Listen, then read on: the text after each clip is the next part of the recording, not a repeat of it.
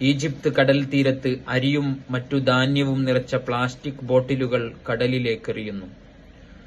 മൂസാ നബിയെ ഓളങ്ങൾ താണ്ടി ലക്ഷ്യസ്ഥാനത്തെത്തിച്ച റബ്ബ് അവ ഗസ്സയുടെ തീരത്തെത്തിക്കണേ എന്നതാണ് അവരുടെ പ്രതീക്ഷ. അതെ, ഫലസ്തീൻ കരയുകയാണ്. കരഞ്ഞു കണ്ണീർ വറ്റി ഹൃദയം മരവിച്ച ജനത, മക്കളെ നഷ്ടമായ മാതാപിതാക്കൾ, ഉറ്റവരെ നഷ്ടമായ പിഞ്ചുമക്കൾ.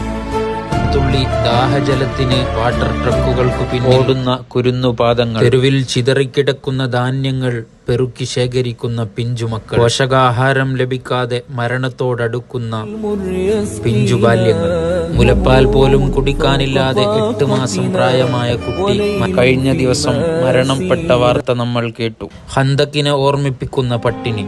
അപ്പോഴും അവർ പറയുന്നു, ഹിറ്റ്ലർ പോലും നാണിച്ചു തല താഴ്ത്തുമോ ഈ മനുഷ്യ പിശാചുക്കളുടെ ക്രൂരതയ്ക്കു മുമ്പിൽ?